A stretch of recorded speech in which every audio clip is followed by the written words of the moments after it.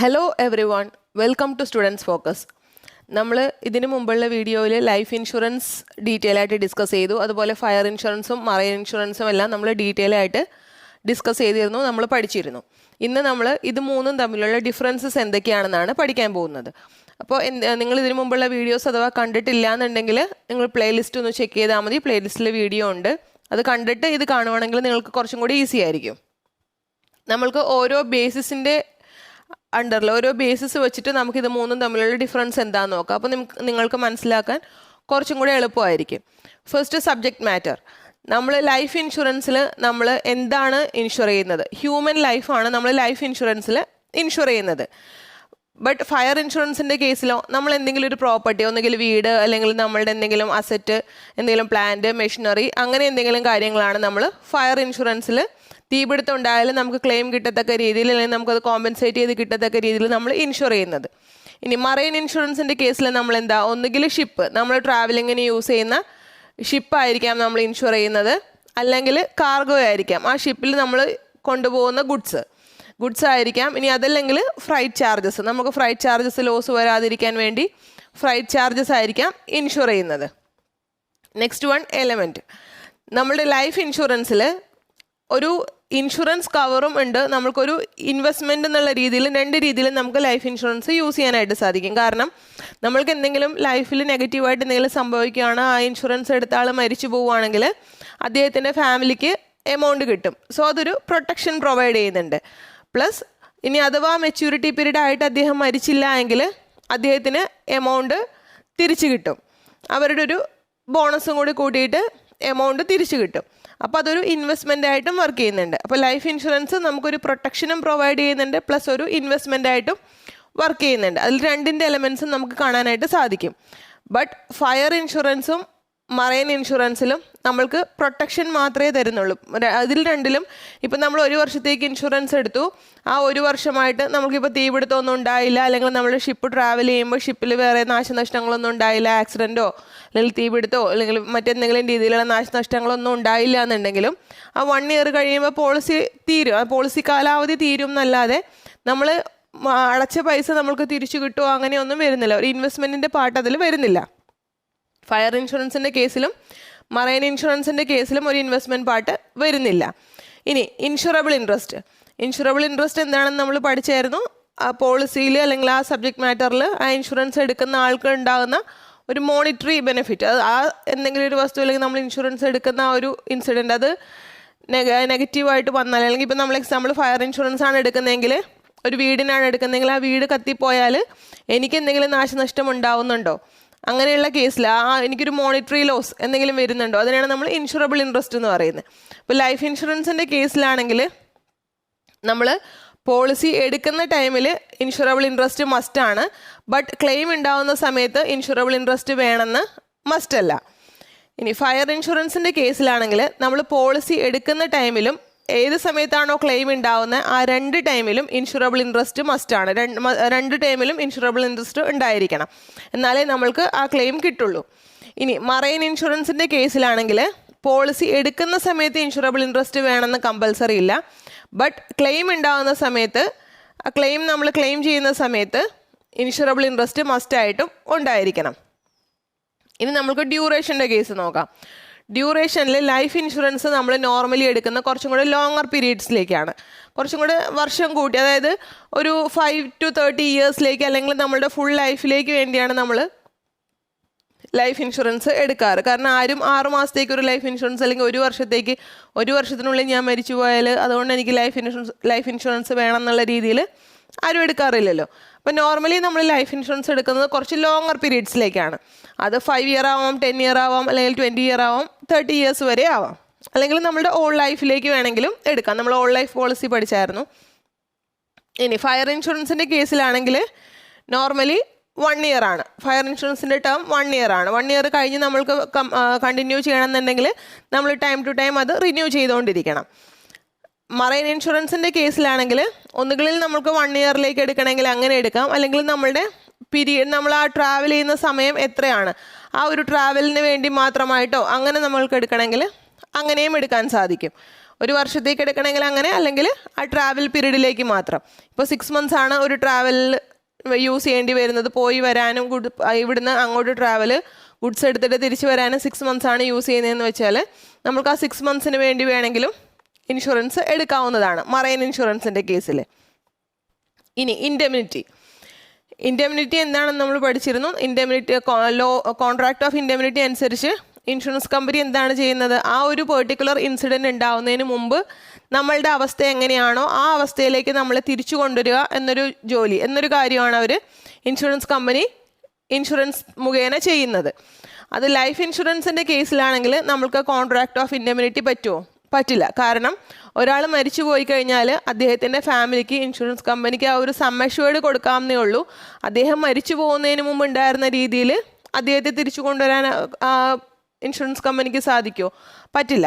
So contract of indemnity നമ്മുടെ life ഇൻഷുറൻസിൻ്റെ കേസിൽ ആപ്ലിക്കബിൾ അല്ല, അതങ്ങനെ ചെയ്യാനായിട്ട് സാധിക്കില്ല. നേരെ മറിച്ച് ഫയർ ഇൻഷുറൻസിൻ്റെ കേസിലാണെങ്കിലും മറൈൻ ഇൻഷുറൻസിൻ്റെ കേസിലാണെങ്കിലും കോൺട്രാക്ട് ഓഫ് ഇൻഡെമിനിറ്റി ആപ്ലിക്കബിൾ ആണ്. കാരണം ഇപ്പോൾ ഫയർ ഇൻഷുറൻസിൻ്റെ കേസിൽ ഞാൻ ഒരു വീട് ഇൻഷുർ ചെയ്തു, 50 lakhsന് ഇൻഷുർ ചെയ്തു, ആ വീട് ഫുൾ കത്തിപ്പോയി. അപ്പോൾ എനിക്ക് 50 lakhsന് നഷ്ടമുണ്ടായി. ഇൻഷുറൻസ് കമ്പനി എനിക്ക് ആ 50 lakhs rupees തന്നാൽ എനിക്ക് ആ നഷ്ടമില്ലാതെ ആവുന്നു. എനിക്ക് 50 lakhsൻ്റെ അസറ്റ് ഉണ്ടായിരുന്നു, അത് ഫുൾ അസറ്റ് കത്തിപ്പോയപ്പോൾ എൻ്റെ അസറ്റിൻ്റെ ടോട്ടൽ വാല്യൂ 0 ആയി. തിരിച്ച് ഇൻഷുറൻസ് കമ്പനി എനിക്ക് 50 lakhs തരുമ്പോൾ പിന്നെയും എൻ്റെ അസറ്റിൻ്റെ വാല്യൂ എത്രയായി? 50 lakhs ആയി. സോ അത് ആ ഒരു ഇൻസിഡൻറ്റ്, ആ ഒരു ഫയർ ഉണ്ടാവുന്നതിന് മുമ്പ് എൻ്റെ അവസ്ഥ എങ്ങനെയായിരുന്നു ആ അവസ്ഥയിലേക്ക് എന്നെ തിരിച്ചു കൊണ്ടുവരാൻ ഇൻഷുറൻസ് കമ്പനിക്ക് കഴിയും ഫയർ ഇൻഷുറൻസിൻ്റെ കേസിൽ. മറൈൻ ഇൻഷുറൻസിൻ്റെ കേസിലും അതുപോലെ തന്നെയാണ്. ഞാനൊരു 2 lakhsൻ്റെ ഗുഡ്സ് കൊണ്ടുവരുന്നു, ആ ഗുഡ്സ് ഏതെങ്കിലും രീതിയിൽ ആളുകൾ എടുത്തുകൊണ്ട് പോയി എന്ന് വിചാരിക്കുക, എനിക്ക് നഷ്ടപ്പെട്ടു ആ 2 lakhsൻ്റെ ഗുഡ്സ്. ഇൻഷുറൻസ് കമ്പനി എനിക്ക് 2 lakhs rupees തരുമ്പോൾ എനിക്ക് ആ 2 lakhsന് നഷ്ടം ഉണ്ടായത് കോമ്പൻസേറ്റ് ആവുകയാണ്. ബട്ട് ലൈഫ് ഇൻഷുറൻസിൻ്റെ കേസിൽ മാത്രം അത് നമ്മൾക്ക് ആപ്ലിക്കബിൾ ആവില്ല. കോൺട്രാക്ട് ഓഫ് ഇൻഡെമിനിറ്റിയുടെ രീതിയിൽ നമുക്ക് ചെയ്യാനോ അതിന് മുമ്പത്തെ അവസ്ഥയിലേക്ക് ആ ഇൻഷുർഡിന് അല്ലെങ്കിൽ അവരുടെ ഫാമിലിയെ തിരിച്ചു കൊണ്ടുവരാൻ നമ്മൾക്ക് സാധിക്കില്ല. ഒരു മോണിറ്ററി ബെനിഫിറ്റ് അല്ലെങ്കിൽ ഒരു മോണിറ്ററി കോമ്പൻസേഷൻ പ്രൊവൈഡ് ചെയ്യാൻ മാത്രമേ ലൈഫ് ഇൻഷുറൻസിൻ്റെ കേസിൽ നമ്മൾക്ക് സാധിക്കുള്ളൂ, ഇൻഷുറൻസ് കമ്പനിക്ക് സാധിക്കുള്ളൂ. ഇനി നെക്സ്റ്റ് വൺ, ലോസ് മെഷർമെൻറ്റ്. നമ്മൾക്ക് ലൈഫ് ഇൻഷുറൻസിൻ്റെ കേസിൽ ലോസ് മെഷർ ചെയ്യാൻ സാധിക്കില്ല. കാരണം ഒരാൾ മരിച്ചു പോയാൽ അയാൾ ഇത്ര വാല്യൂവിൻ്റെ ആളാണ് മരിച്ചത് എന്ന് നമ്മൾക്ക് ഒരിക്കലും അസസ് ചെയ്യാനായിട്ട് സാധിക്കില്ല. അതുകൊണ്ട് തന്നെയാണ് കോൺട്രാക്ട് ഓഫ് ഇൻഡെമിനിറ്റി നമുക്ക് ലൈഫ് ഇൻഷുറൻസിൻ്റെ കേസിൽ ആപ്ലിക്കബിൾ ആവാത്തത്, നമുക്കത് അങ്ങനെ ചെയ്യാൻ സാധിക്കാത്തത്. മറ്റ് ഫയർ ഇൻഷുറൻസിൻ്റെ കേസിലാണെങ്കിലും മറൈൻ ഇൻഷുറൻസിൻ്റെ കേസിലാണെങ്കിലും നമ്മൾക്ക് ആ നശിച്ചു പോയ സാധനത്തിൻ്റെ വാല്യൂ എത്രയാണെന്ന് മനസ്സിലാക്കിയിട്ട് നമ്മൾക്കത് കോമ്പൻസേറ്റ് ചെയ്യാനോ അല്ലെങ്കിൽ അതിൻ്റെ വാല്യൂ പേ ചെയ്യാനോ സാധിക്കും. ബട്ട് ലൈഫ് ഇൻഷുറൻസിൻ്റെ കേസിൽ നമ്മൾക്കത് ഒരിക്കലും സാധിക്കില്ല. നമുക്ക് ആരാണ് മരിച്ചെങ്കിലും നമ്മൾക്ക് ഒരിക്കലും പറയാൻ പറ്റില്ല ഈ മരിച്ച ആൾക്ക് ഇത്ര വാല്യൂ ഉണ്ട് അതുകൊണ്ട് അത് ഞങ്ങൾ കൊടുക്കുന്നു എന്ന് ഇൻഷുറൻസ് കമ്പനിക്ക് പറയാൻ സാധിക്കുമോ? പറ്റില്ല. അപ്പോൾ ലൈഫ് ഇൻഷുറൻസിൻ്റെ കേസിൽ നമ്മൾക്ക് ഒരിക്കലും ലോസ് മണി ടേംസിൽ മെഷർ ചെയ്യാനായിട്ട് സാധിക്കില്ല. ബട്ട് മറ്റ് 2 കേസിലും നമ്മൾക്ക് മെഷർ ചെയ്യാൻ സാധിക്കും. ഫയർ ഇൻഷുറൻസിൽ നമുക്കൊരു 2 lakhsൻ്റെ ഗുഡ്സ് കത്തിപ്പോയാൽ നമ്മൾക്ക് പറയാം 2 lakhs വാല്യൂ ഉള്ള ഗുഡ്സാണ് നശിച്ചു പോയത്. മറൈൻ ഇൻഷുറൻസിൻ്റെ കേസിലും അതുപോലെ തന്നെ 2 lakhs വാല്യൂ ഉള്ളൊരു ഗുഡ്സ് നമ്മൾ ട്രാൻസ്പോർട്ടേഷൻ്റെ ഇടയ്ക്ക് വോയേജിൻ്റെ ഇടയ്ക്ക് അത് നശിച്ചു പോയി എന്ന് വിചാരിക്കുക, ഡാമേജ് ആയെങ്കിൽ നമ്മൾക്ക് ക്ലെയിം ചെയ്യാം 2 lakhs rupeesൻ്റെ ഗുഡ്സ് നശിച്ചു പോയി, സോ ആ എമൗണ്ട് ഇൻഷുറൻസ് കമ്പനി പേ ചെയ്യണമെന്ന് പറഞ്ഞിട്ട്. ഇനി നെക്സ്റ്റ് കേസ് സറണ്ടർ വാല്യൂ അല്ലെങ്കിൽ paid up value. Surrender value എന്ന് പറഞ്ഞാൽ എന്താ ഉദ്ദേശിക്കുന്നതെന്ന് വെച്ചാൽ നമ്മളിപ്പോൾ ഇൻഷുറൻസ് പോളിസി ഒരു പീരീഡിലേക്ക് എടുത്തു, നമ്മൾ അത്രയും ഫുൾ എമൗണ്ട് പേ ചെയ്യുന്നില്ല എന്ന് വയ്ക്കുക. ഇപ്പോൾ എക്സാമ്പിൾ പറഞ്ഞാൽ ഞാൻ 20 years പ്രീമിയം പേയിങ് ടേം ആയിട്ട് ഇൻഷുറൻസ് പോളിസി എടുത്തു. അപ്പോൾ 20 yearsലേക്ക് പേ ചെയ്യണം. 20 years കഴിയുമ്പോൾ എനിക്ക് സം അഷ്വേർഡ് പ്ലസ് ബോണസ് തിരിച്ചു കിട്ടും. അങ്ങനത്തെ രീതിയിൽ ഞാൻ പോളിസി എടുത്തു. ഒരു 10 years കഴിഞ്ഞപ്പോഴത്തേക്കും ഞാൻ ആ പോളിസി പേയ്മെൻറ്റ് നിർത്തി. പിന്നെ ഞാൻ പോളിസി പേ ചെയ്യുന്നില്ല. ഞാൻ ഈ 20 years പോളിസി കണ്ടിന്യൂ ചെയ്യാനും താല്പര്യപ്പെടുന്നില്ല. എന്തെങ്കിലും കാരണം കൊണ്ട് ഞാൻ 20 yearsലേക്ക് ആ പോളിസി അടയ്ക്കേണ്ടെന്ന് തീരുമാനിക്കുവാണ്. അപ്പോൾ എനിക്ക് അടച്ച എമൗണ്ടിൻ്റെ ഒരു പെർസെൻറ്റേജ് അവർ ഓരോ ഇൻഷുറൻസ് കമ്പനി ഡിസൈഡ് ചെയ്യുന്നതനുസരിച്ച് എനിക്കൊരു പെർസെൻറ്റേജ് അതിൽ നിന്ന് എമൗണ്ട് എടുക്കാൻ സാധിക്കും. അതായത് സറണ്ടർ വാല്യൂ എന്നാണ് അതിന് നമ്മൾ പറയുന്നത്. ഇപ്പോൾ എക്സാമ്പിൾ ഞാൻ ഈ 20 years അടച്ച് കഴിയുമ്പോൾ എനിക്ക് കമ്പനി തരുന്നത് 10 lakhs rupees ആണെന്ന് വിചാരിക്കുക. ഞാൻ ഇപ്പോൾ 10 years കഴിഞ്ഞിട്ട് നോക്കുമ്പോൾ ഞാൻ ഫുൾ എമൗണ്ട് പ്രീമിയം പേ ചെയ്തിട്ടില്ല, ഫുൾ മെച്യൂരിറ്റി പീരീഡ് വരെ വെയിറ്റ് ചെയ്തിട്ടുമില്ല. അപ്പോൾ ഈ 10 years കഴിഞ്ഞ് ഞാൻ നോക്കുമ്പോഴത്തേക്കും ഞാനൊരു 3 lakhs റുപ്പീസാണ് പേ ചെയ്തേക്കുന്നതെന്ന് വിചാരിക്കുക. അപ്പോൾ 3 lakhs റുപ്പീസിൽ എനിക്ക് സറണ്ടർ വാല്യൂ ആയിട്ട് ആ ഇൻഷുറൻസ് കമ്പനി പറയുന്ന ഒരു എമൗണ്ട്, അത് ഫുൾ ആ 3 lakhs തരില്ല, അതിൻ്റെ ഒരു പോർഷൻ, അതായത് ചിലപ്പോൾ 2 lakhs ആയിരിക്കാം, അല്ലെങ്കിൽ 2.5 ആയിരിക്കാം, അല്ലെങ്കിൽ 1.8 ആയിരിക്കാം, അങ്ങനെ ഒരു മെച്യൂരിറ്റി വാല്യൂ. നമ്മൾ ആ മെച്യൂരിറ്റി പീരീഡ് വരെ വെയിറ്റ് ചെയ്യാത്തത് കൊണ്ടും കറക്റ്റായിട്ട് പ്രീമിയം പേ ചെയ്യാത്തത് കൊണ്ടും ഇൻഷുറൻസ് കമ്പനി നമ്മൾക്ക് ആ മെച്യൂരിറ്റി വാല്യൂവിൽ നിന്ന് കുറഞ്ഞൊരു വാല്യൂ ആണ് നമ്മൾക്ക് പേ ചെയ്യുന്നത്. അങ്ങനെ നമ്മൾക്ക് പോളിസി സറണ്ടർ ചെയ്ത് എമൗണ്ട് മേടിക്കാനായിട്ട് സാധിക്കും. അത് ലൈഫ് ഇൻഷുറൻസിൻ്റെ കേസിൽ നമ്മൾക്ക് ആപ്ലിക്കബിൾ ആണ്, അങ്ങനെ ചെയ്യാനായിട്ട് സാധിക്കും. ഇനി പെയ്ഡ് അപ്പ് വാല്യൂ എന്താണെന്ന് വെച്ചാൽ, ഞാനിപ്പോൾ 10 lakhs റുപ്പീസിന് ഇൻഷുർ ചെയ്തു എന്ന് വിചാരിക്കാം. 10 lakhs റുപ്പീസിന് ഇൻഷുർ ചെയ്തിട്ട് ഞാൻ കുറച്ച് നാൾ അടച്ചു, കുറച്ച് നാൾ പോളിസി പ്രീമിയം പേ ചെയ്തു, പിന്നെ ബാക്കിയുള്ള സമയത്തേക്ക് ഞാൻ പോളിസി പ്രീമിയം പേ ചെയ്യുന്നില്ല. അപ്പോൾ ഇപ്പോൾ ചില പോളിസീസ് നിങ്ങൾ ശ്രദ്ധിക്കുകയാണെങ്കിൽ നിങ്ങൾ ചിലപ്പോൾ കേട്ടിട്ടുണ്ടാവും, 10 വർഷം അല്ലെങ്കിൽ 20 വർഷത്തേക്കാണ് പോളിസി എങ്കിലും മിനിമം നമ്മൾ 5 years പേ ചെയ്യണം, അല്ലെങ്കിൽ മിനിമം 3 years പേ ചെയ്യണം എന്ന് അവരൊരു കണ്ടീഷൻ വെക്കാറുണ്ട്. അപ്പോൾ മിനിമം ഞാൻ 5 years പേ ചെയ്തു, ശരിക്കും 20 yearsലേക്കുള്ള പോളിസി ആയിരുന്നു, ഞാൻ മിനിമം 5 year പേ ചെയ്തു, പിന്നെ അത് കഴിഞ്ഞിട്ട് ഞാൻ പ്രീമിയം പേ ചെയ്യുന്നില്ല എന്ന് വയ്ക്കുക. അപ്പോൾ എനിക്ക് ഇൻഷുറൻസ് കവർ ഉണ്ടാവും, ബട്ട് നേരത്തെ എനിക്ക് 10 lakhs ആണ് സം അഷ്യൂർഡ് എങ്കിൽ ഇപ്പോൾ എൻ്റെ ഇൻഷുറൻസിൻ്റെ പെയ്ഡ് അപ്പ് വാല്യൂ 10 lakhs ഉണ്ടാവില്ല. കാരണം ഞാൻ പിന്നെ പ്രീമിയം പേ ചെയ്യുന്നില്ല, കണ്ടിന്യൂ ചെയ്യുന്നില്ല, ഒരു 5 years പേ ചെയ്തിട്ട് സ്റ്റോപ്പ് ചെയ്തേക്കുവാണ്. അപ്പോൾ നമ്മൾ പ്രോപ്പറായിട്ട് ഇൻഷുറൻസ് പ്രീമിയം പേ ചെയ്യാത്തത് കൊണ്ട്, കറക്റ്റായിട്ട് പേ ചെയ്യാത്തത് കൊണ്ട് നമ്മളുടെ ഇൻഷുറൻസിൻ്റെ സം അഷ്യൂർഡിൽ വരുന്നൊരു ഡിഡക്ഷൻ, അല്ലെങ്കിൽ അതിൽ വരുന്നൊരു കുറവ്, അങ്ങനെ ഒരു വാല്യൂ കുറച്ചിട്ട് നമ്മൾക്ക് ഇൻഷുറൻസ് കമ്പനി പിന്നെ മെച്യൂരിറ്റി ബെനിഫിറ്റ് അല്ലെങ്കിൽ സം അഷ്യൂർഡ് ആ എമൗണ്ട് ആയിട്ട് കുറയുവാണ്. അങ്ങനെയുള്ള വാല്യൂവിനെയാണ് നമ്മൾ പെയ്ഡ് അപ്പ് വാല്യൂ എന്ന് പറയുന്നത്.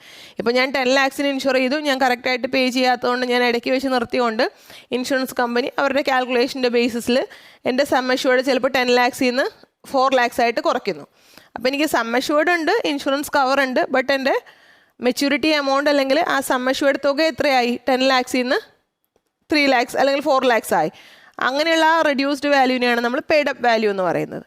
അപ്പോൾ ലൈഫ് ഇൻഷുറൻസിൻ്റെ കേസിൽ നമ്മൾക്ക് സറണ്ടർ വാല്യൂ അല്ലെങ്കിൽ പെയ്ഡ് അപ്പ് വാല്യൂ ഉണ്ട്, നമ്മൾക്ക് അങ്ങനെ ചെയ്യാനായിട്ട് സാധിക്കും, അങ്ങനെ ചെയ്യണമെന്നുണ്ടെങ്കിൽ. ബട്ട് ഫയർ ഇൻഷുറൻസിൻ്റെയും മറൈൻ ഇൻഷുറൻസിൻ്റെയും കേസിൽ നമ്മൾക്ക് അങ്ങനെ ചെയ്യാനായിട്ട് സാധിക്കില്ല. കാരണം നമ്മളിപ്പോൾ 1 വർഷത്തേക്ക് ഫയർ ഇൻഷുറൻസ് എടുത്തു, പകുതി വെച്ചിട്ട് എനിക്കത് വേണ്ട, എനിക്ക് പോളിസി വേണ്ട, അതിൻ്റെ പൈസയുടെ കുറച്ച് എനിക്ക് സറണ്ടർ വാല്യൂക്ക് തന്നേക്കാൻ പറഞ്ഞാൽ അവർ തരില്ല. അങ്ങനെ അത് ചെയ്യാൻ പറ്റില്ല. ഫയർ ഇൻഷുറൻസിൻ്റെ കേസിലും മറൈൻ ഇൻഷുറൻസിൻ്റെ കേസിലും സറണ്ടർ വാല്യൂ അല്ലെങ്കിൽ പെയ്ഡ് അപ്പ് വാല്യൂ ചെയ്യാൻ സാധിക്കില്ല, അങ്ങനെ ഒരു പ്രാക്ടീസ് ഇല്ല. ബട്ട് ലൈഫ് ഇൻഷുറൻസിൻ്റെ കേസിൽ നമ്മൾക്ക് പോളിസി സറണ്ടർ ചെയ്ത് എമൗണ്ട് എടുക്കാവുന്നതാണ്, അല്ലെങ്കിൽ പെയ്ഡ് അപ്പ് വാല്യൂവും അതിൽ വർക്ക് ചെയ്യുന്നുണ്ട്. ഇനി നെക്സ്റ്റ് വൺ, പോളിസി എമൗണ്ട്. നമ്മൾക്ക് ലൈഫ് ഇൻഷുറൻസിൻ്റെ കേസിൽ ഏത് എമൗണ്ടിന് വേണമെങ്കിലും പോളിസി എടുക്കാം. നമ്മൾ ആ പ്രീമിയം പേ ചെയ്യാൻ റെഡി ആയിരുന്നാൽ മതി. ഇപ്പോൾ എക്സാമ്പിൾ എനിക്ക് ഇപ്പോൾ 10 lakhsന് പോളിസി എടുക്കണമെന്നുണ്ടെങ്കിൽ എനിക്ക് 10 lakhsന് പോളിസി എടുക്കാം, അതിൻ്റെ പ്രീമിയം ഞാൻ കറക്റ്റായിട്ട് പേ ചെയ്താൽ മതി. ഇനി അല്ല എനിക്ക് 5 lakhsന് പോളിസി മതി എന്നുണ്ടെങ്കിൽ 5 lakhsന് എടുക്കാം. ഇനി 25 lakhsന് എനിക്ക് പോളിസി എടുക്കണമെന്നുണ്ടെങ്കിൽ അങ്ങനെയും എടുക്കാം. അതിൻ്റെ പ്രീമിയം എമൗണ്ട് വ്യത്യാസം ഉണ്ടാവും. 5 lakhsന് എടുക്കുന്നതും 10 lakhsൻ്റെയും 25 lakhsൻ്റെയും എല്ലാം സം അഷ്യൂർഡ് ചേഞ്ച് ആവുന്നതനുസരിച്ച് പ്രീമിയം എമൗണ്ടും വ്യത്യാസം ഉണ്ടാവും. ബട്ട് എനിക്ക് ഇഷ്ടമുള്ള എമൗണ്ടിന് എനിക്ക് പോളിസി എടുക്കാനായിട്ട് സാധിക്കും ലൈഫ് ഇൻഷുറൻസിൻ്റെ കേസിൽ. ബട്ട് ഫയർ ഇൻഷുറൻസിൻ്റെ കേസിൽ നമ്മൾ ഇൻഷുർ ചെയ്യുന്ന ആ പ്രോപ്പർട്ടി അല്ലെങ്കിൽ ആ ഐറ്റത്തിൻ്റെ വാല്യൂ എന്താണോ അതിൽ കൂടുതൽ എമൗണ്ടിന് നമ്മൾക്ക് ഇൻഷുറൻസ് എടുക്കാനായിട്ട് സാധിക്കില്ല. ഇപ്പോൾ എക്സാമ്പിൾ എനിക്കൊരു വീടുണ്ടെന്ന് വിചാരിക്കുക, ആ വീടിന് 10 lakhs റുപ്പീസാണ് വാല്യൂ. ഞാൻ ഇൻഷുറൻസ് കമ്പനിയിൽ ചെന്നിട്ട് എൻ്റെ വീടിന് ഒരു 50 lakhs റുപ്പീസിൻ്റെ ഇൻഷുറൻസ് കവർ വേണമെന്ന് പറഞ്ഞാൽ അങ്ങനെ എടുക്കാനായിട്ട് സാധിക്കില്ല. മാക്സിമം എനിക്ക് 10 lakhs വരെ ഉള്ള വാല്യൂവിന് ഇൻഷുറൻസ് എടുക്കാനേ നമുക്ക് ഫയർ ഇൻഷുറൻസിൻ്റെ കേസിൽ സാധിക്കുള്ളൂ. അതിൻ്റെ വാല്യൂവിൻ്റെ മേളിൽ നമുക്ക് എടുക്കാൻ സാധിക്കില്ല. നമുക്ക് പോളിസി എടുക്കാനും ഇൻഷുറൻസ് കവറിന്, ഇൻഷുറൻസ് പ്രൊട്ടക്ഷന് വേണ്ടി നമുക്ക് റിക്വസ്റ്റ് ചെയ്യാനും സാധിക്കില്ല. മറൈൻ ഇൻഷുറൻസിൻ്റെ കേസിലാണെങ്കിൽ നമ്മളുടെ ഷിപ്പിൻ്റെയോ അല്ലെങ്കിൽ ആ ഷിപ്പിൽ നമ്മൾ ട്രാൻസ്പോർട്ട് ചെയ്യുന്ന ഗുഡ്സിൻ്റെ കാർഗോയുടെയോ മാർക്കറ്റ് വാല്യൂ വരെ നമ്മൾക്ക്, മാർക്കറ്റ് വാല്യൂവിൻ്റെ എമൗണ്ട് വരെ നമുക്ക് മറൈൻ ഇൻഷുറൻസ് എടുക്കാനായിട്ട് സാധിക്കും.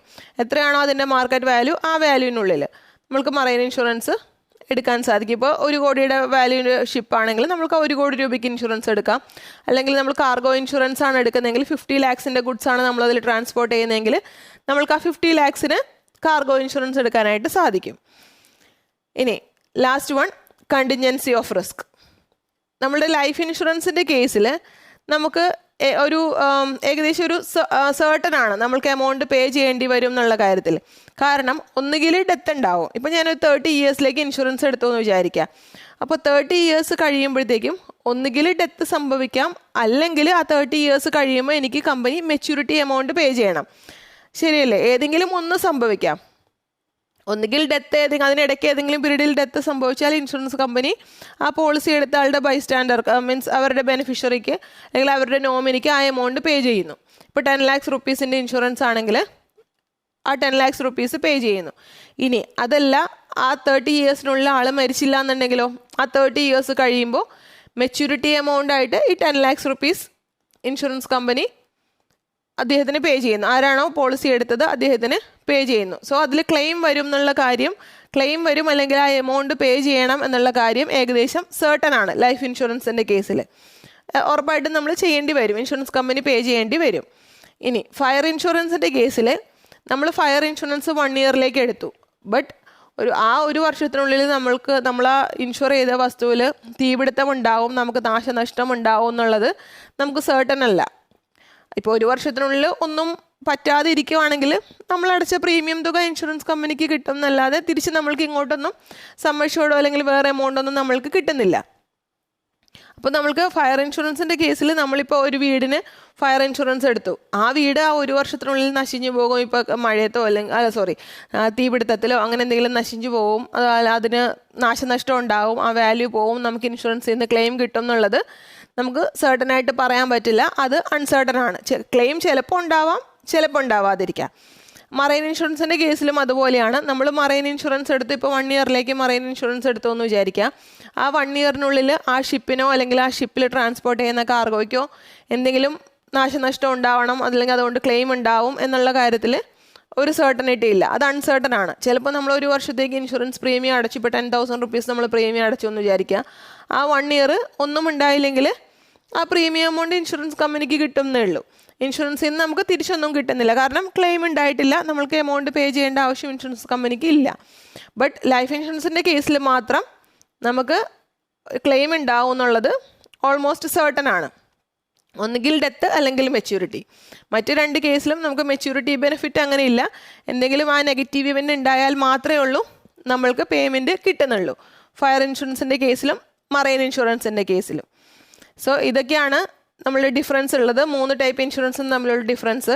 ഇനി നമ്മൾക്ക് നെക്സ്റ്റ് വീഡിയോയിൽ ജനറൽ ഇൻഷുറൻസ്, ഇപ്പോൾ നമ്മൾ ഫയർ ഇൻഷുറൻസും മറൈൻ ഇൻഷുറൻസും ഓൾറെഡി ഡിസ്കസ് ചെയ്തു.